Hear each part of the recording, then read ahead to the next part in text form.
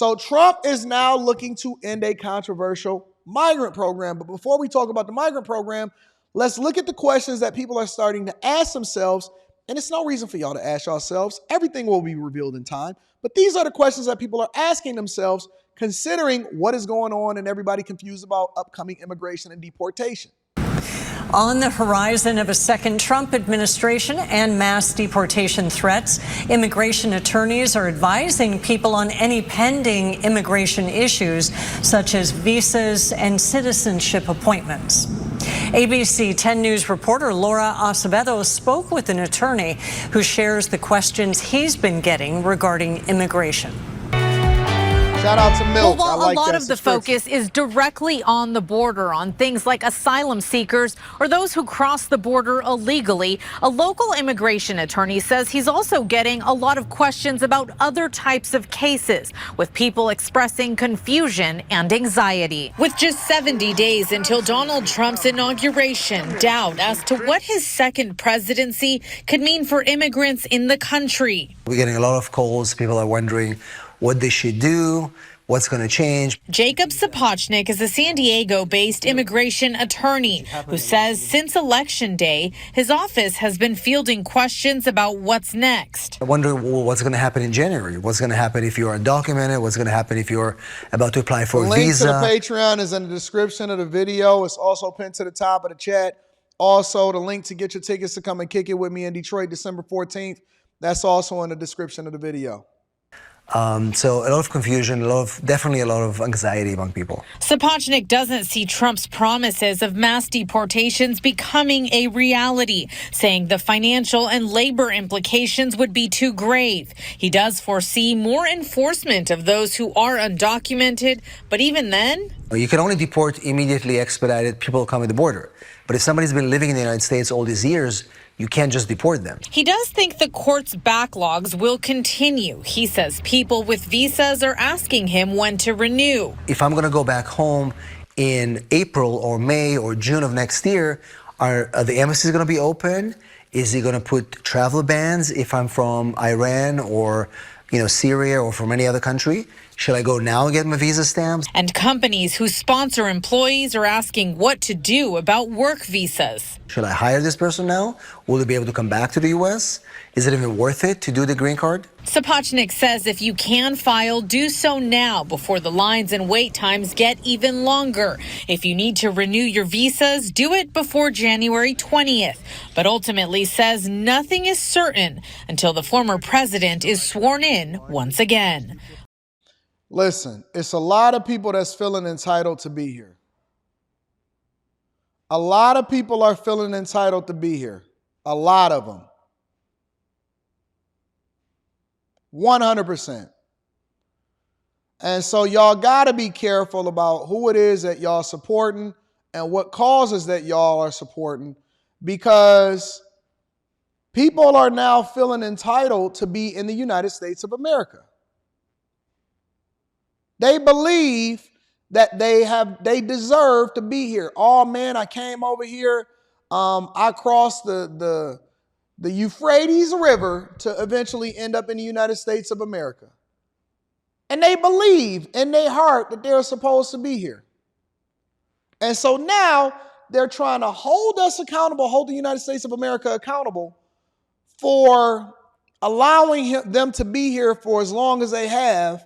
But Trump is now starting to end these controversial migrant programs that's making it difficult to figure out where you belong, whether or not you're supposed to be here or not. Check it out. Welcome back. President-elect Trump turning his allies in Congress to help fill out his administration. Trump tapping Florida Congressman Michael Waltz to be his national security advisor. Congressman Waltz joined this program, spoke with me yesterday. Right here, watch. The most important foreign policy decision Trump needs to make when he gets in office is what?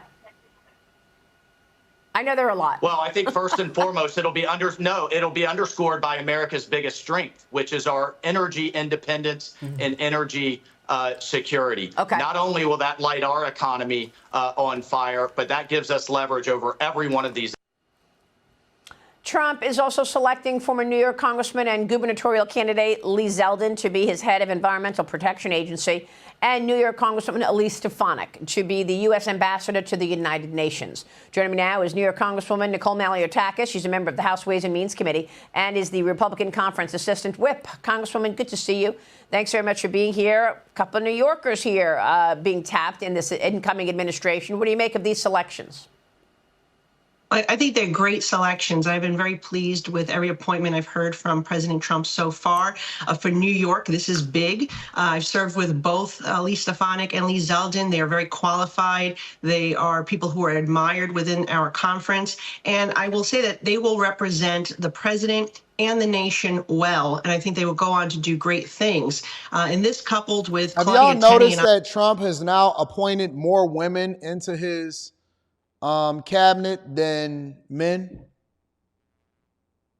I've only seen 3 or 4 men appointed, which includes Tom Homan, Mark Rubio, but I see Tulsi Gabbard, RFK Jr., and somebody else. I'm missing somebody. I've seen more women appointed. The first appointee that he had was his chief of staff. That was a woman. Tulsi Gabbard, she's a woman. The UN Security Council, that's a woman. I've seen him appoint more women into his cabinet before I've actually seen him appoint men. So I guess we can throw the whole misogynistic thing out the window. No? I serving on the House Ways and Means Committee, where a good chunk of the president's agenda will pass through as it relates to tax, trade, tariffs. New Yorkers have a real seat at the table, and we're really excited and ready to get to work. Oh, that's a great point. Truly, you're right, in terms of House Ways and Means. Look, the race is now on for House Republican Conference Chair, now that Elise Stefanik is becoming ambassador to the UN. Congresswomen Lisa McClain, Kat Kamak, Aaron Houchin throwing their hats in the ring. Republicans are just 4 seats away from clinching the House majority, which could become even slimmer once the new Congress begins, as both Waltz and Stefanik vacate their seats. Are you worried about this? Both seats are expected to remain Republican, but those vacancies could impact the GOP's ability to pass government funding bills. So, Congresswoman, how do you see this? The fact that you lose these two in the House when you're trying to clinch the majority here? Well, look, I think we'll end up with a majority of 4. So if there's any more appointed from the House, I guess I'd be a little worried.